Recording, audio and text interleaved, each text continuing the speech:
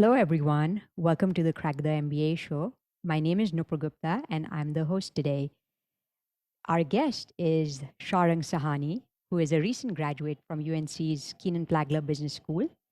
Prior to UNC, Shaarang has diverse experiences in financial services at Nomura, FinTech, founding his own startup, and product as part of a leading ed tech startup.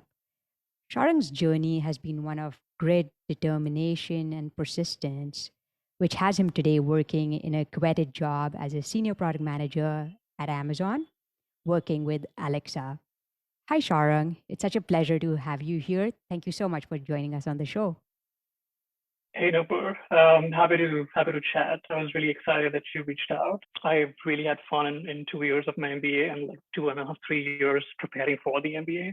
So it was just happy to reflect and talk about what I went through. Also, happy to be helpful to future applicants and folks that are pursuing their MBAs. So yeah, really excited to be here. Thank you so much, Sharang. So, Sharang, to begin, if you could talk a little bit about your admissions journey, why you were looking to pursue an MBA and the admissions process that you went through, what worked, what you think you could have done better, and any advice you have for prospective applicants. Yeah, absolutely. So the main reason for pursuing an MBA, actually, there were a few, but the main reason was career growth. So the job that I was at, I was the product lead, you could say, at a startup. And the career growth that I could see year to year at that company, I just didn't think that that was something I wanted to continue. And an MBA would give me the opportunity to continue to work as a product manager, but for companies that are much larger product, like Alexa, for instance, the one that I'm working on right now, which has billions of customers and really global impact. And I felt that an MBA was the appropriate channel to pursue. There are a couple of other reasons, like I've always wanted to work in the US because it's the hub of innovation. And as a tech person, that's always the dream. And I think those were the main reasons for me. Admissions was tricky because in 2020 is when I pursued my MBA. I was a reapplicant, so I'd already applied in 2019. And those applications were really haphazard, not very focused, very unrealistic, I might say, especially with the career goals and stuff. So I applied to a bunch of schools, rejected from every single school, and I had a good GMAT also. So it's not like stats were the problem. So that's when I took the summer, try to really examine what had gone wrong. And that's when I connected with you, and we came up with a strategy on maybe articulating certain parts of my application better. And another consideration for me was I wanted to retake the GMAT, and I'm trying to push my 740 score to 760. And one of the things we discussed is that's a good to have a 760 GMAT, but it's not necessary to have. There were other parts of the applications that we could focus on, namely career goals, namely the actual tone of the application, which was flawed in my first go. So we fixed other parts of the application in my reattempt, and that really helped. So I was able to get interview invites from a bunch of schools and able to get a significant scholarship also.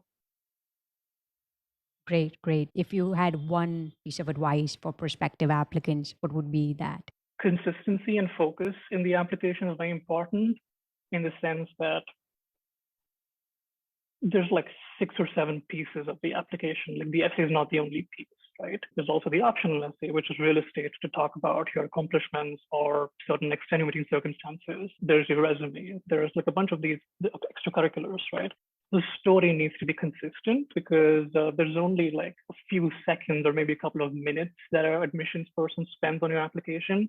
And if there's a red flag, it's just not a good experience for them. So that could really harm your application. So the story needs to be consistent and it needs to be focused on what your personal brand essentially is the experience that you typically go with your clients the first couple of weeks or months or just spent on creating your personal brand. I would say consistency and focus are very important parts of the application, and that really leads to a good sort of application cycle for candidates. Amazing. Thank you for sharing that, Sharon.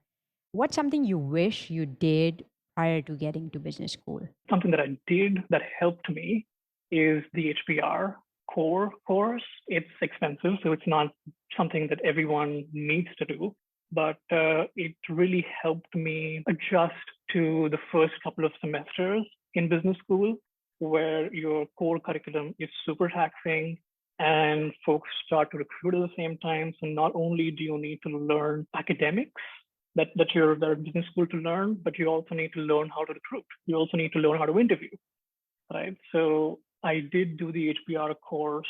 It's got accounting, macroeconomics, and statistics. And that's like 50% of the core.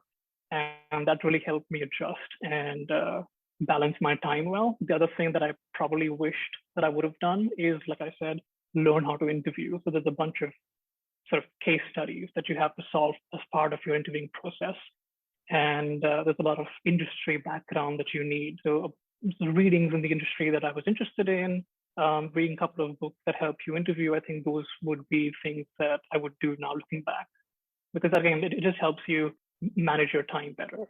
Yeah, that makes sense. You talked about the Harvard Business School online core. So that's something that you would recommend Mhm. to incoming students. Yeah. And you talked about a couple of books that you think you could have read. Can you name them? Yeah. So the book, the Bible that I've gotten to know for consulting is Case in Point. It's a super popular book, and everyone that I know was recruited for consulting, which I wasn't, but I have friends recruiting for consulting. Swear by that book. For product, which was more my focus, there would be Lewis Lin, Lewis, Lewis Lin, Lin. He's a great author, and he's written a couple of books. The starting point would be Decode and Conquer.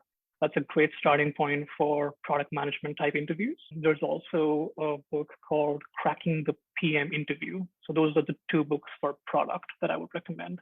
And then when you get to school, I'm sure most top schools have tie-ups with some sort of career coaching or career accelerating companies. And one of the companies that helped when I was in school, when I got to school, was Rocket Blocks. Rocket Blocks is another, it's like an ed tech product. So it's an online on-demand service, which helps you prep for different kinds of interviews. So those are the resources that were really helpful to me. That's very helpful. Thanks for sharing that, Shaarang. Talking about Chapel Hill, right? What's it like living in Chapel Hill, being a student? And also, if you can talk about, were you living on campus, off campus, and where do students generally live? Right. So I miss Chapel Hill a lot. Chapel Hill was super fun. The weather is amazing. It's a very quaint, small town, college town feel. And that's because just statistically, population of 60,000 and UNC students are like 30,000. So it's like more than half of just students living in Chapel Hill. And it was a huge contrast for me because I was raised in Mumbai, so huge city, like 18, 20 million people. Spent a couple of years in Delhi, again, huge city with a lot of people. And went from being in big cities to a town like Chapel Hill, where it's just students and that's why it's like sparsely populated. So it was a huge shift for me in a very good way because I had like 2 years of peace of mind, calm living before you get back to a city like Seattle, which is not maybe as big as Mumbai or Delhi, but it's still a big city, right? So yeah, I had a great time. I had a blast in Chapel Hill. I still miss it. I lived on campus. UNC has graduate student housing, which is like a 5 or 10 minute walk from the actual business school building. And that was great. It was subsidized student housing, so I ended up paying like $600 a month for an apartment, which is great. If you know rent prices in the U.S., it's amazing. I miss that also about Chapel Hill, and it's nice. It's very serene. It's very scenic, and yeah. So essentially, UNC takes care of everything for you, like for you if you live on campus. So it's a great experience. Okay, very helpful. And do majority of students live in graduate housing? So that's tricky, right? Because, like I said, UNC is a huge school, 30,000 students, and graduate programs would be, let's say, 20% of that. So there's a lot of students in UNC. So if you apply early, and by early meaning, I want to say around May, is when there will be spots open. If you apply now in July, I think spots are already gone. So it's hard. So you have to apply as soon as you can to get an apartment on campus. And sorry, what was the question? I deviated. And no, this is still helpful context. Do most students, MBA students, end up living in graduate housing? Yes. So the ones that apply early enough and the ones that can find spots to live on campus do, obviously, because most international MBA students don't have vehicles and don't have cars, and that's a necessity in the US. So since the campus is since the housing is like a 5-minute walk from the campus, it's super helpful. So most internationals choose to live on campus. Most domestic students live off campus in very sort of student apartment complexes, and most of the students, like most domestic students, choose to live there. They've got nicer amenities, like there's like a pool, like there's a community area, stuff like that, which the on-campus housing doesn't have. Most domestic students end up living off campus. Okay, fair enough. Can you speak a little bit about your academic experience, some of the classes you enjoyed, and your favorite professors? Sure. So the academic experience at UNC is rigorous. The first, I want to say, 5 months or so is extremely taxing because it's the core classes, and that's just mandatory for all students attending MBA programs at UNC. And it takes up a lot of your time, especially because you're still learning how to recruit, you're still learning how to interview, you're still working on your resume, hoping to get an internship. So that's very taxing. Later on at UNC, in the second semester, you have the option to take electives. And that's atypical for some schools. The core lasts for the whole year. For UNC, it's just the first 4 or 5 months. And then the second semester, you can take electives. And the second year is entirely electives. There's no mandatory classes at all. So the flexibility of that experience was incredibly helpful because electives means you can also dictate your own calendar. So if you're recruiting in that 2-month period, you want to take lighter classes. If you have time, you would take some of the heavier classes and actually get your money's worth from your MBA. So that flexibility is super helpful. From classes, I really liked a class called Marketing Strategy. It was taught by William Piltzis. He is a key advisor to Boeing and incredibly smart professor. And we essentially, throughout the class, we went through creating a new strategy for a company of your own choice and essentially try to figure out what the company is not doing well and how the company can fix those mistakes. And you can also use some of those insights and apply them in your interviews. And the company I chose was Amazon. It was very helpful for me to understand the background of the company, the background of the industry, and help me in my interviews also. So I love marketing strategy. Another class was taught by Professor Al Seegers. He is an advisor. He's actually worked on the original iPod with Steve Jobs. He was in that team that worked on the iPod, and he's currently working on the Apple Watch. So he's a super, super interesting guy. And his class provides a good primer to all the latest sort of breakthrough technologies in the world. So I like that class too. Super, super. And Shaarang, what's a must-do experience at UNC? Something that you highly recommend? That's interesting.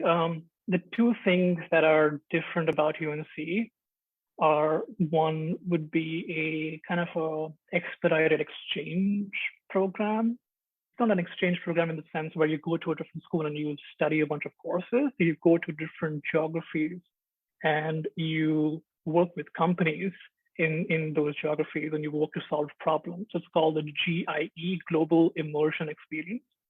And you end up going to these exotic countries and you solve global sort of problems, which it's very hard for you to sit in the US or sit in India and gain that sort of cultural on the ground perspective. So that's a great experience. Another thing would be STAR, STAR. That's a program that lasts your entire second semester of your first year. And that's a real world consulting project where you work with a company that the school brings to campus and you work to solve a very real problem that the company has. So for instance, I started my MBA when the pandemic had just hit. And the company that I worked with essentially gave me a very vague problem to solve. It was just like, we want to figure out what sales looks like for pharmaceutical drugs post pandemic. We don't know what it looks like. You figure it out and you tell us. So it's a very, very sort of ambiguous problem to solve, but at the same time, also very rewarding because you get to sort of dig a little deeper and learn so many new things about industries and about problems that you just didn't know previously. So I would recommend those two experiences. Super, super. And for GIE, did you participate in that as well? I did not, but many of my friends did. I was busy interviewing at the same time, so I could not go. But I was super jealous because my friends said amazing things about that experience. Super. Sharang, what's something you wish prospective students knew about UNC? UNC is a very issue-driven school. So it's a school that encourages people to really embrace themselves and bring their true, authentic self to campus.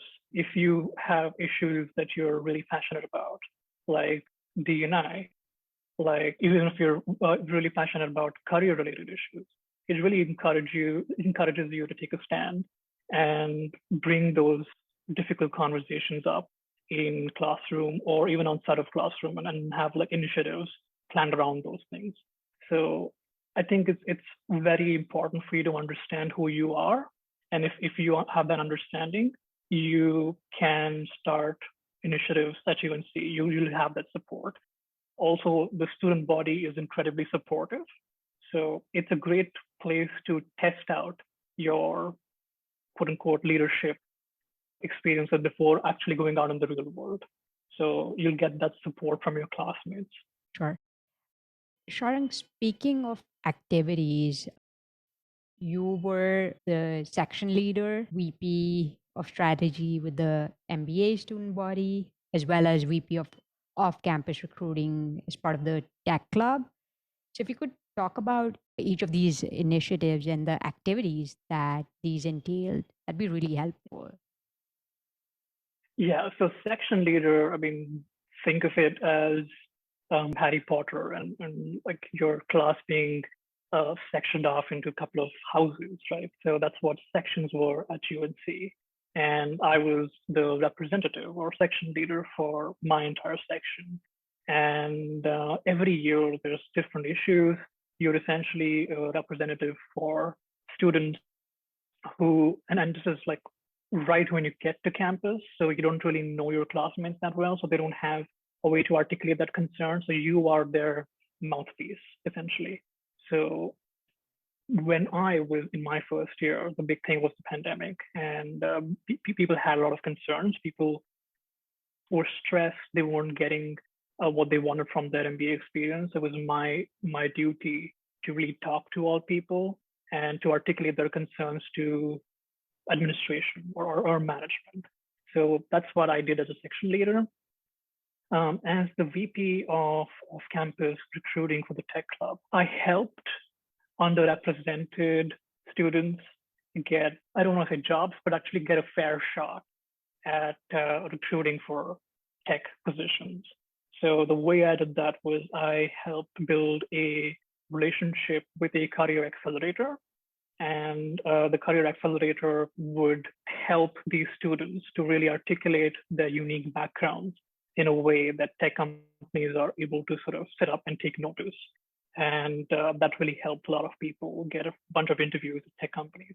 Super cool. And what about the MBA student body, the VP position? Was there something different as part of that as well?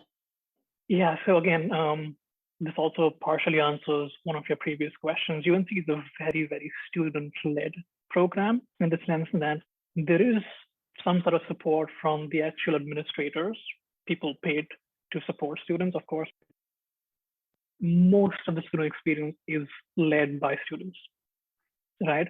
So the MBSA, the MBA Student Association or MBASA is a student body that essentially organizes a bunch of events, decides where the budget should be allocated, which activities are more important for any academic year. and essentially dictates the entire student experience. So in my first year, I worked very closely with the president of the MBA student body, and I helped define the strategy for, let's say, budget allocation, or let's say organizing certain kinds of events, or essentially enriching the student experience. All right, Sharing, switching gears to recruiting, right?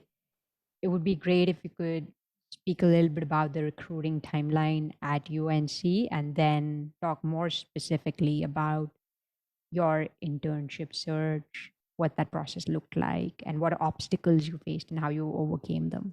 So the recruiting timeline is different for first year and second year. First year, it's always easier in your MBA to get an internship and then convert that internship into a full-time offer. That's your best shot at getting a job, or getting a job that you want, or even getting an internship in the first year and then re-recruiting and then getting a different full-time offer. That's also, it's hard when you're directly recruiting in the second year for full-time offers. Having said that, in the first year, typically companies, depending on the industry, start coming to campus almost immediately. So for instance, investment banking, interviewing for investment banking starts sometime in late September, early October, and recruiting is done by early December. Like you won't have people recruiting for IB after December. And that's absurdly quick, in my opinion. Like September is just when people are figuring out what the MBA program is, right? Like MBA starts in late August. So just throwing these folks into the fire is just very, very quick, but that's how IB is. Consulting starts a little later. Consulting typically at UNC would be late October and extends into like January sometimes. So consulting is a little later. Tech is the last thing to go. So tech starts in, I want to say, late December. And interviews are offered right up until April, May. I know people who've gotten positions at tech companies in like June, for instance, which is very, very late, even like after your first year is over, essentially, right?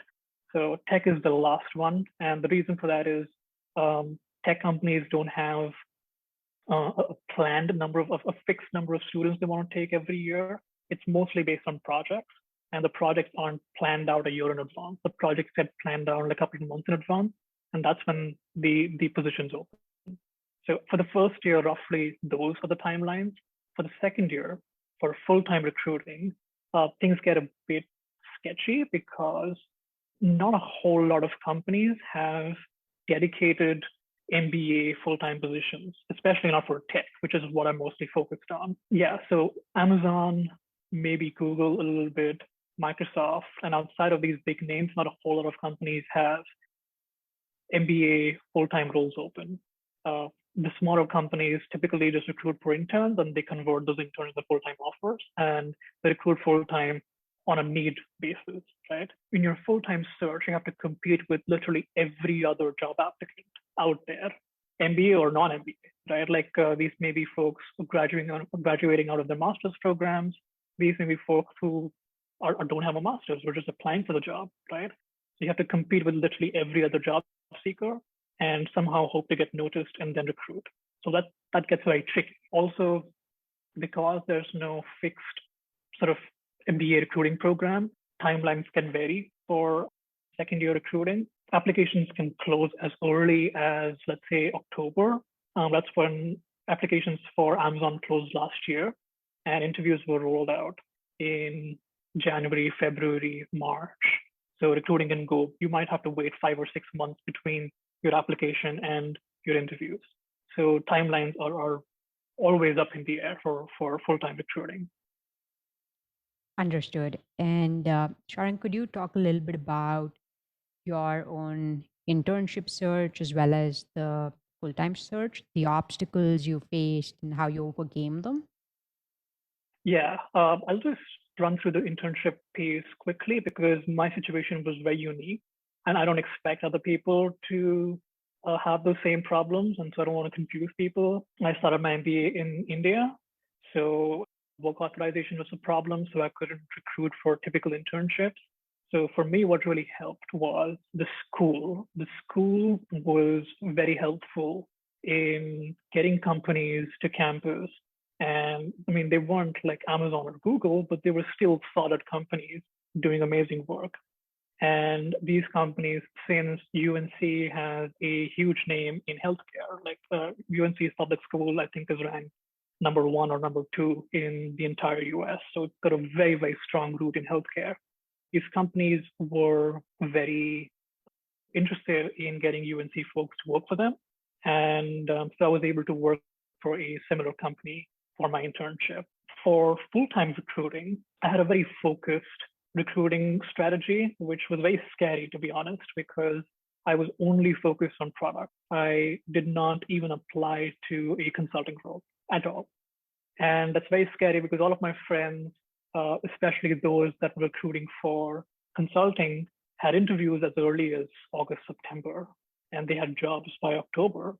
And I didn't even have an interview invite by like, I think my first interview invite was January 2nd week. So it's like 5 months of just not hearing back from companies. And that's very scary. But I used those 4 or 5 months to prepare for interviews, to really have my star stories prepared to the T. And that really helped because I received 4 or 5 different interviews in the second week of January. And in 2 weeks, I think I had like 11 interviews lined up.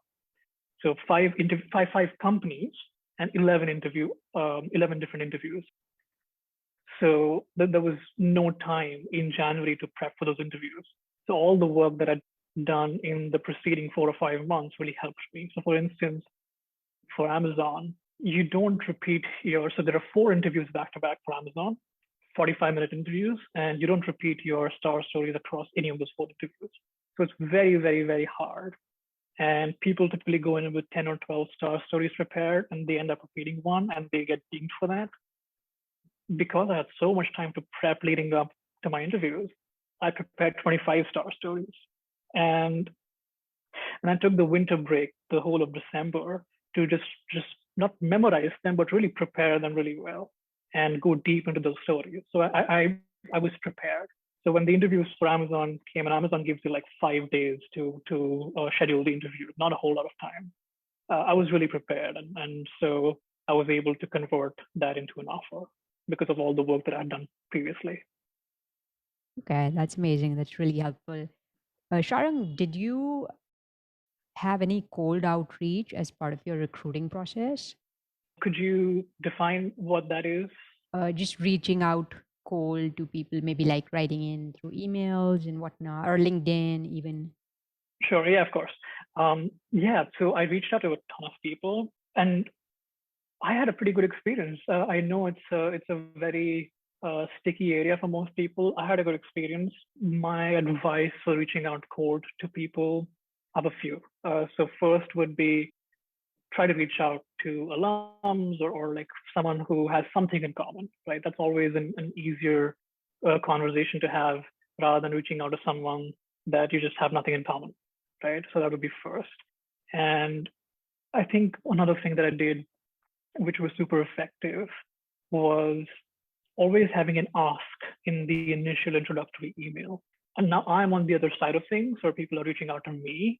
And that's one of my pet peeves where people just say hi and they just introduce themselves and they don't have an ask. So at the end of the email, I want to know how I can help you, right? And if you don't ask me for something specific, like 15 minutes of my time or like a couple of questions that I can respond to on email or something, it's just hard to grab my attention if you're not going to ask me anything, right? So that's something I did, a very specific ask. So I would typically ask for 10 to 15 minutes of my time, and then they would give me half an hour. So I would ask for less, and then they would schedule 30 minutes, right? So that really helped me talk to people. And yeah, I just reached out to people who went to other business schools also, so not necessarily from UNC. But since we had the shared MBA experience that like they went through and I was going through, they were more receptive to having those chats with me. Very helpful, thanks. And I bet this can help folks, prospective applicants, as they're reaching out to current students as well. Lovely. Sharang, so at UNC, what tech companies recruit international students and for what roles? The two companies that have a great relationship with UNC are Dell and Cisco. So Chuck Robbins, who is the CEO of Cisco, is actually a kenan-flagler now. And Dell has a great relationship with UNC also. So you could expect about 10 to 12 internship offers, sorry, about 16 offers, 10 to 12 interns to go to Dell in the first year. So Dell's a great recruiter. Cisco is lesser than that. Cisco could be 2 or 3, but Cisco would be for product management only. Dell rolls out offers for product marketing, for operations, for corporate strategy, for product management if you have the experience. But Cisco is specifically for product management. So that's in the first year for internship offers. In the second year, again, like I said, it's less structure. So Cisco might recruit some full-time folks or might not. Dell typically tries to recruit a couple at least in the full-time cycle, but it's significantly lesser than their internship intake because they've already taken a bunch of students, converted them from interns to full-time, right? So that's what 2 core companies are at UNC. Amazon's a great one to target because Amazon is it's the most egalitarian, the most meritocratic employer in the sense that it doesn't care what school you come from. I mean, you can come from a top 50 school, but as long as you are able to do well on the Amazon assessment and in the interviews, you have a fair shot. So Amazon is great as well. Then things get a little tricky. Google, Microsoft do roll out offers, but not for product roles. They'll roll out for like BD roles, sometimes marketing roles, sometimes customer success roles. And then there could be, if you have good ties at companies like Adobe or Walmart or PayPal, you might still have a shot, but you would have to put in a lot of effort and build good contacts at those companies. It's not an easy offer. Understood. And what about smaller startups? Do those recruit international students in tech as well? So smaller startups, the tricky part there is that there are a ton of smaller startups in the Triangle area where UNC is situated. Chapel Hill, Durham, and Raleigh is a great spot for budding tech entrepreneurs. The tricky part there is that they might offer you an internship offer, but they could not convert that offer because they would have to sponsor international students. So not all startups are willing to do that. However, I've heard cases of people making an amazing impression in their internship where the startup like, on $2,000, $3,000 sponsor you, I don't mind it. It's fine. So it could go either way. But because this sponsorship situation is so tricky, I can't throw a name at you and guarantee you that they'll take people every year on year, right? It's just on an as needed basis. So again, to summarize, there are startups, but on a case by case basis, you might have success with those companies. Got it. And what I'm also hearing is you might have greater success for internships versus, say, full-time Yes, jobs. absolutely, yeah.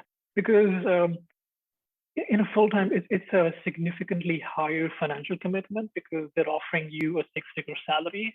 For an internship position, they're going to try you out for 2 or 3 months. The financial investment is lower, and it gives you an opportunity to impress the decision makers. That makes sense.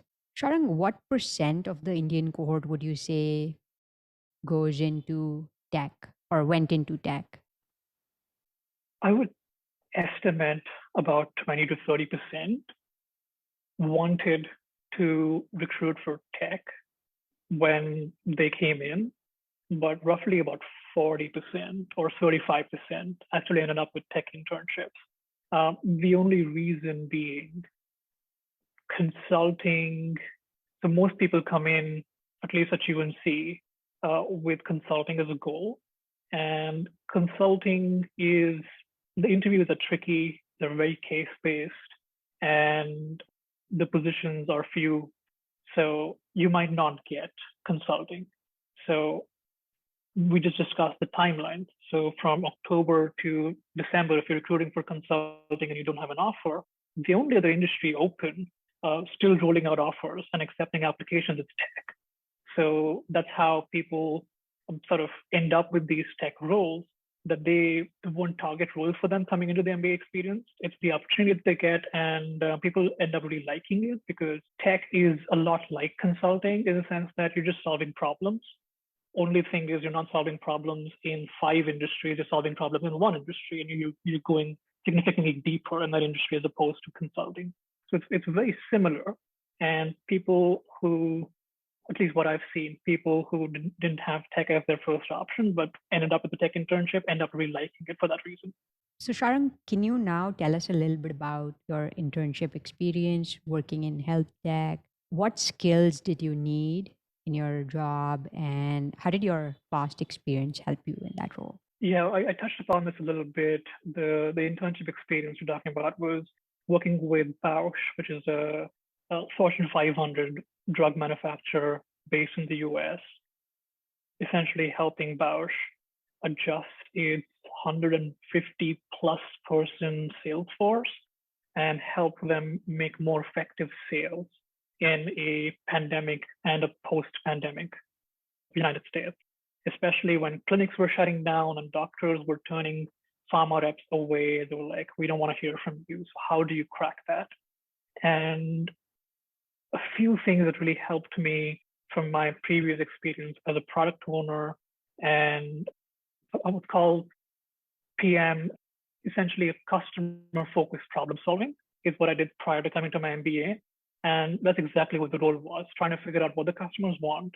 So set up a bunch of interviews, ask probing questions, and try to really dig deep into what's annoying customers, what are the pain points, and how do we solve those pain points.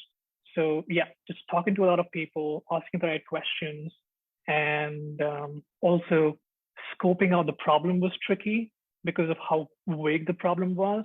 So asking for help really helped me in that situation because healthcare was an industry I was not familiar with.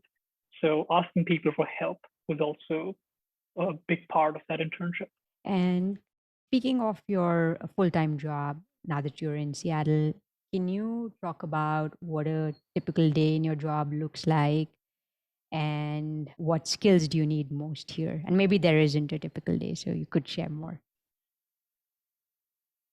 Yeah, so a quick summary of my job at Amazon is I'm working in the Alexa org, and I think 3 months from now, there's going to be a new technology launched called Matter. So if you have smart devices in your home, let's say an Alexa device and a Google device and an Apple device, they're all going to be now able to work with each other. Currently, the situation is that if you have an Alexa device, it can only work with an Alexa device.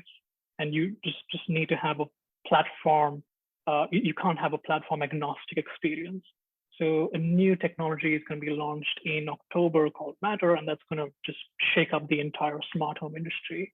And that's what I'm working towards. I'm working towards making Alexa compatible with all of these different technologies, and also even after it's compatible with other technologies, working to make Alexa the preferred smart home technology for most people. So on a high level, that's what I'm doing. On a more micro scale, day-to-day experience as a product manager is you'll find yourself in a ton of meetings. So again, like the internship experience, we're talking to people, asking the right questions, and asking for help. They're all super important skills as a product manager, especially at Amazon, because I'm maybe like a month in and I'm working on a major project. So I don't have enough Amazon knowledge or product knowledge to make all the right decisions. So I'm always asking for help. I'm always asking questions to people who've been at Amazon and have been doing this much longer than I have. And yeah, there's a lot of reading, and Amazon specifically, there's a lot of writing because Amazon is a very writing-heavy organization.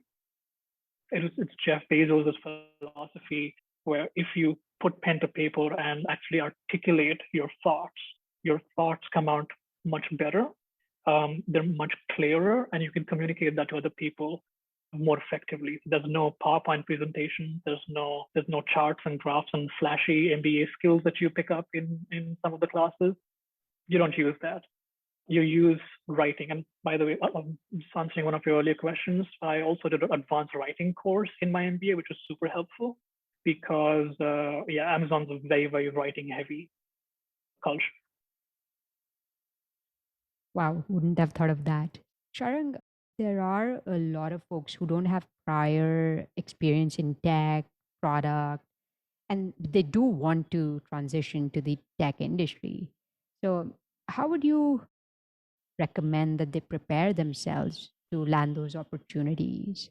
So if you're an international trying to move into product, I And would not an not, engineer either. not an engineer either, yeah. So I would say the jump to product would be a jump too wide because just looking at my class and the outcomes of my class, two people got product roles for full-time offers and both had product experience. So it was me and my roommate, and we were both product managers, and we were the only people who got product offers. So product interviews are very, very taxing, and also they typically prefer people with prior product backgrounds. However, having said that, breaking into tech is easier than you would think because tech as an industry is very accepting of diverse experiences and diverse backgrounds. And it's kind of a thing that as an industry, the industry as a whole is trying to move toward diversity of thought, diversity in general. So breaking into tech is something that people can absolutely do. It's just a matter of articulating the prior experiences in a way where it's very in line with the expectations on the job. So it would behoove people to understand the day-to-day workings of the job, the skills required, the technologies involved, and articulate the prior experiences. So it's just a natural, it seems like a natural fit, right? I would encourage people to get on networking calls with people, ask questions about, hey, what do you work on? What are some of the technologies involved? Do some reading on those technologies. Maybe also have reasons for why technology as an industry or why technology as a function interests you, why it's something you're passionate about. And that could be like an answer to that could be as simple as I like smart homes because my entire house is rigged up with Alexa. I just like the comfort of not having to switch on and off lights anymore. Like that could you could articulate that from a user perspective also. You don't have to be an engineer is what I'm trying to get at.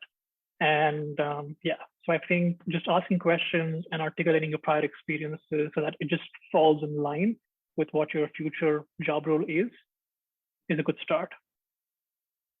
Very helpful. If not product, what roles do you think are more feasible for non tech, non engineers?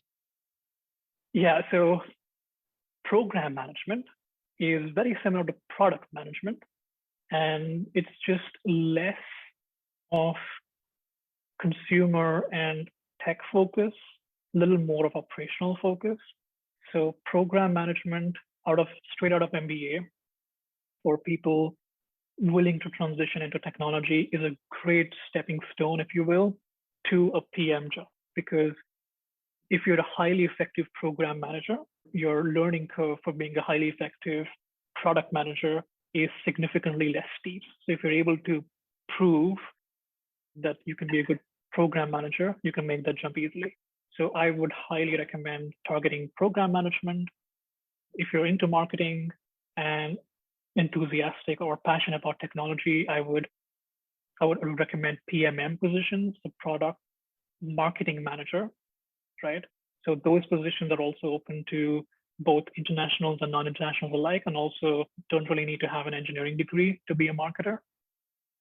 The roles that are super in demand, but I'm not the right person to talk about them because it's not something that's a focus for me, is supply chain management. People with ops backgrounds can really get into supply chain management, and like we're facing a global supply chain crunch at the moment. So the tech as an industry is heavily recruiting for those roles. Very helpful. Thank you, Sharang. Sharang, what technical skills do you think people could work on acquiring that could help them in tech roles, maybe even product roles? So you don't really need to acquire technical skills to be a product manager because you're never writing code or even reading code.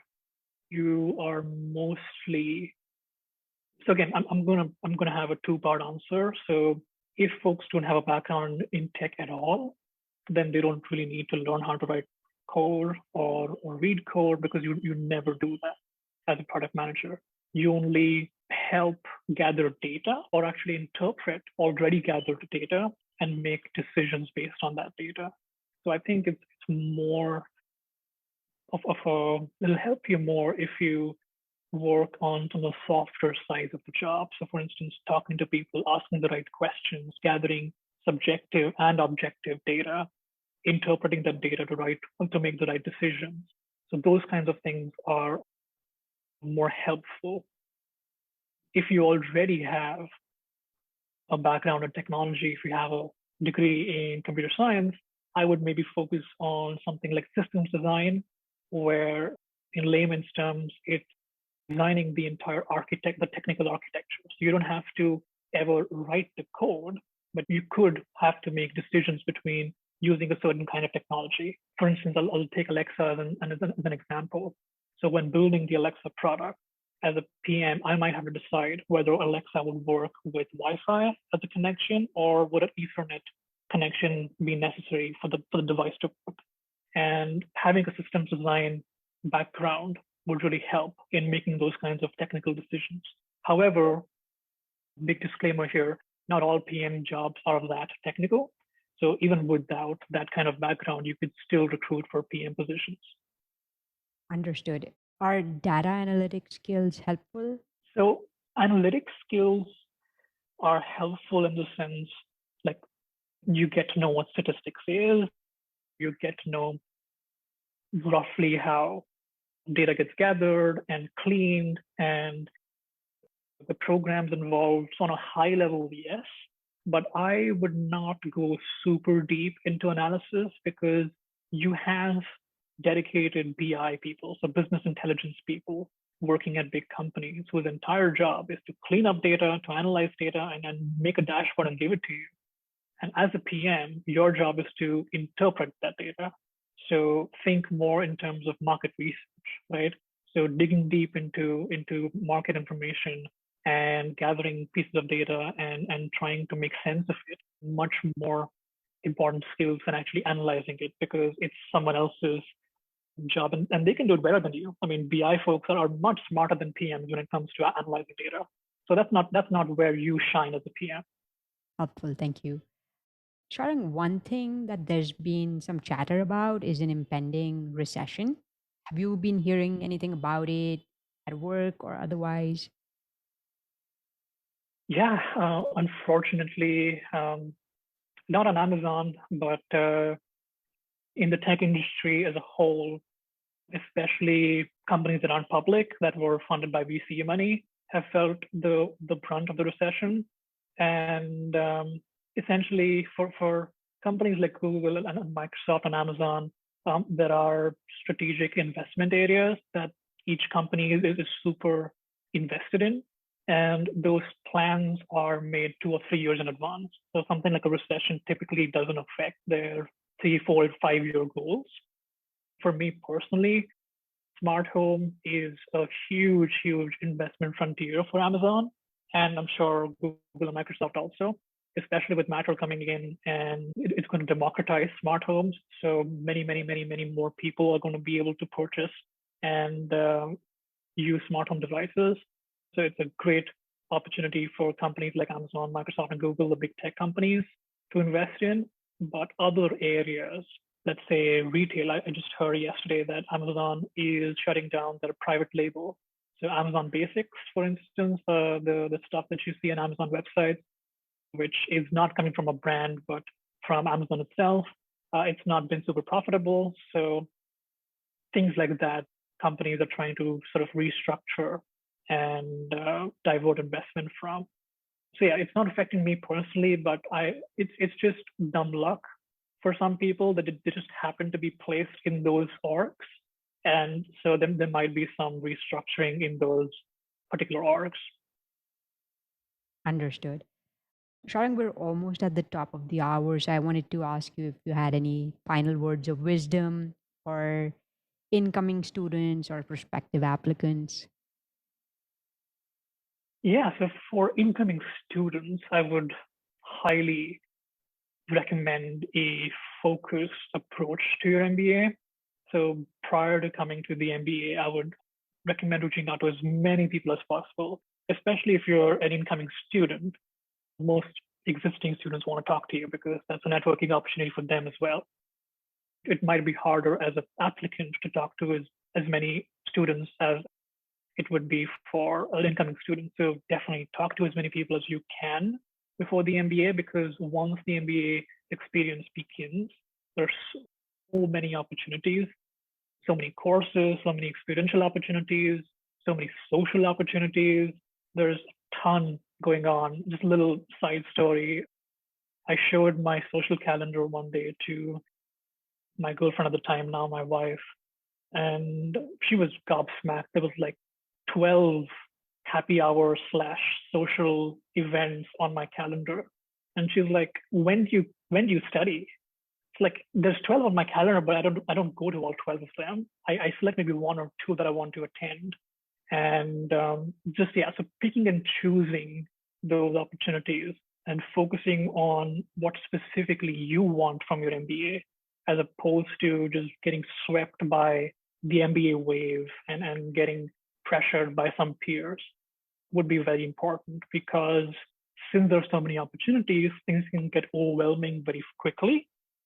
So unless you have that structured sort of narrow focus of what you want out of your MBA, things can get very overwhelming. Amazing. That's a lovely soundbite.